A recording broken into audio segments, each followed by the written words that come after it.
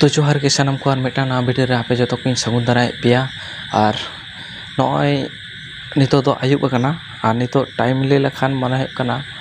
तनो 7टा 7:30 बजा कना और माने चेन लिया निया बारसिंग पे महा दो नोका गला को काटी माने हटक को काटी खसखसिंग बुझो तिया और नियो कारण ते खसखस बुझो कना तो हानतेना दा नैहार से ना दा और नतेना दा और मितना से माने हानतेना दो धीरी चारानी झरना दा और नते दो बाली दा कना तो हानतेना दा और नतेना दा आलादा आलादा मिक्सड ना तो अना कारण ते कटी गला कटी बयसो कानते बुझ दड़िया कना पे भॉइस रेगे और तेनो भितो मा चला होय लेना और भितो मेटांग मा हटो होइना मेटांग बोतिंग मा हटो कदा और बारिया बोत रे खत ताहे कना बारिया बोत रे मिद गाड़ी खत ताहे कना ओना मिद गाड़ी खत गे छुड़ियो चाबा होइना और ओना को छुड़ियो तेगे और खत माने चेन लिया खत लहत आकना से अड़ी भारी भारी कना तो छुड़ियो कोते अड़ी असुविधा होयो कना तो उन समय रे सितोंग समय रे बाले थादो नवा गे कना मिद गाड़ी खत ताहे कना ओना मिद गाड़ी खत गे है छुड़ियो ते कटी समय लगावना तो इन पर छुड़ियो चाबा होइना इन पर दाका रेंगे के लिंखान दाका जम गे हे होइना प्राय तखन तीनो बजा कना प्राय तखन 2टा गान बजा कना और 2टा समय ओड़ा हे होइना तोपो बड़ा तेगे 3टा बजावना माने 3टा बजावना नाते ओड़ा रे आरो चेलांग नेला हो कना चेलांग रे उतु बनुआ ताले चेम चिकया उतु बनु खान ताले खान ओनागे कुंद्री को आलू को गेद होइना तो इने परे ओना को के भाजा भाजी कते तखन टाइम तीनो बजा कना तखन 4टा बजा कना 4टा समय दाका जम होइना और 4टा समय दाका जम होइना इने परे के दा हेना तो दा केदाय दमे गे दमे दो बाय दा कदाय जस्ट हल्का हल्का दा केदाय मोटामुटी राचा लसो दो भागी गे लसो कना और दा को हो माने बोत रे काटी तेंगो कना हल्का हल्का तो ओना को दा तेगे जहां बोत करे दा बांग ताहे कना ओना बोत करे काटी जरो आदाय दा एना तो ओना तेगे सी किदा को और इन दिन दौड़ाना मिनी को बंद कते गे दौड़ होइना और बेसी खन बाइन ताहलना ए कारण तेगे और ठंडा होना गला कड़ी बयसो कना तो ओना कारण तेगे बेसी दा रे बांग ताहा सानाኝ कना और बेसी दा रे सेता खन आयुब धारी दा रे ताहलन खान ठंडा लगा रुआ नाम मिया तो ओना कारण तेगे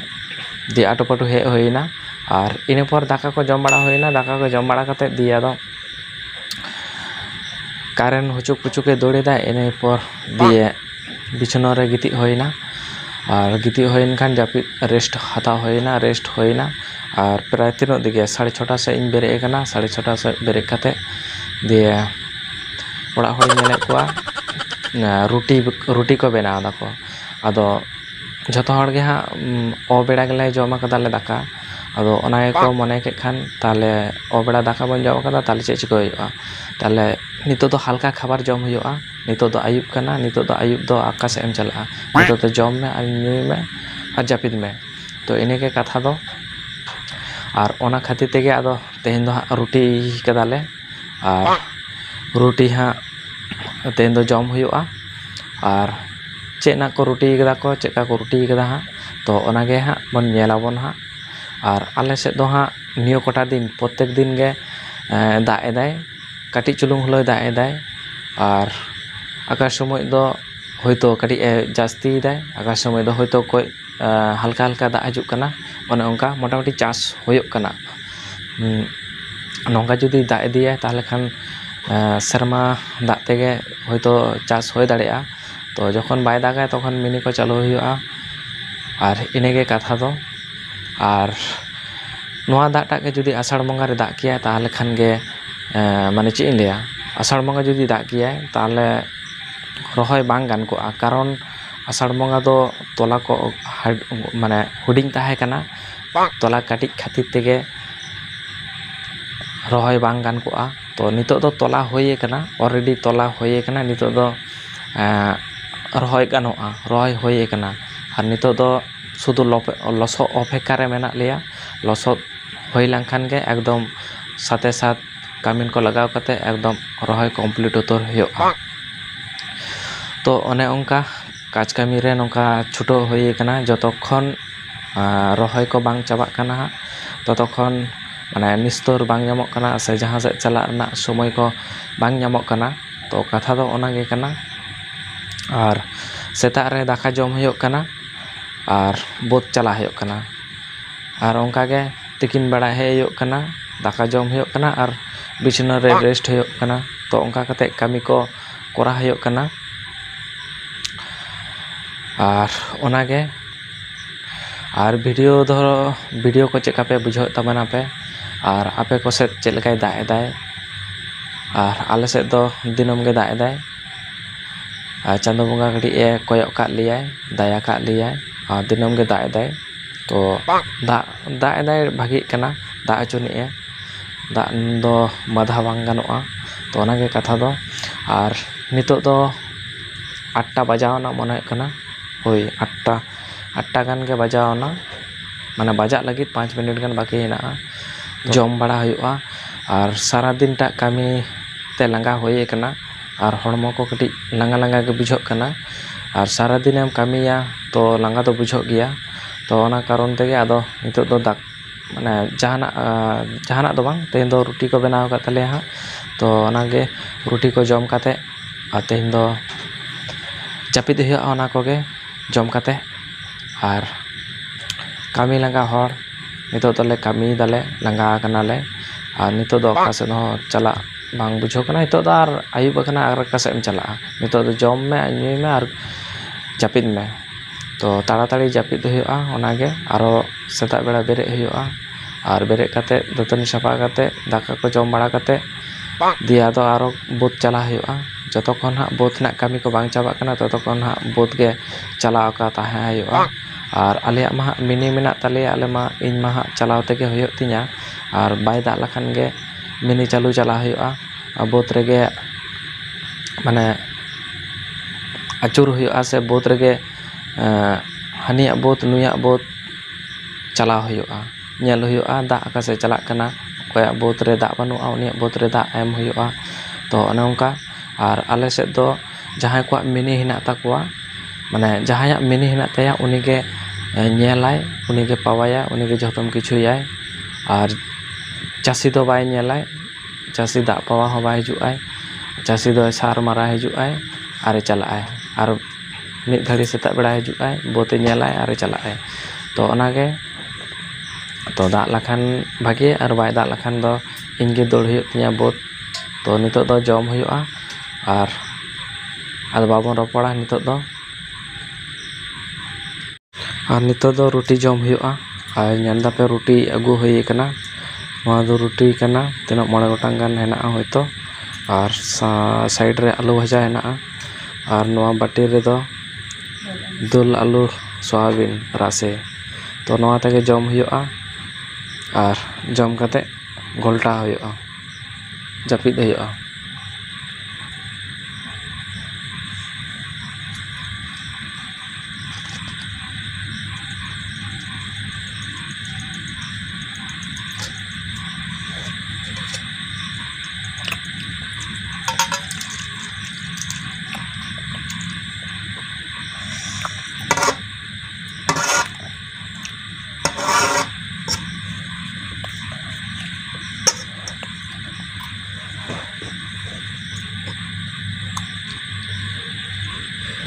ar ale do beda nongka ge daka kole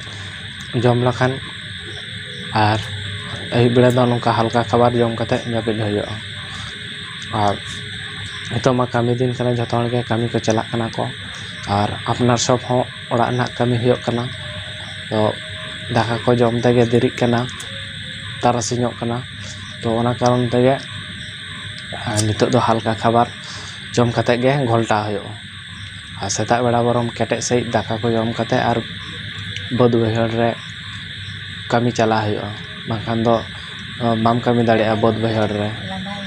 पूरा एकदम केटे सही और रोटी को जम कते कटी केटे सही जापिद हुआ और इन पर और गापा सेता बेरे कते केटे सही दाका जम कते और बद बहर रे कमी चला हुआ तो ओनागे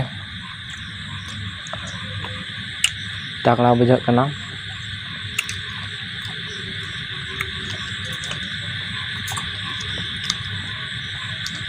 अभी ताकड़ा बुझा कना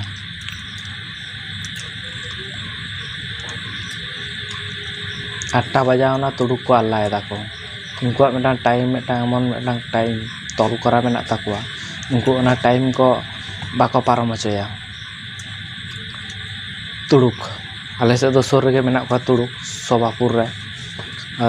सोर बोलते बेसी सोर हो बानु को उनका तीन हुआ 3-4 किलोमीटर गान हुआ 3-4 किलोमीटर संगीन रे तुड़ुक मेना को आले नोते दो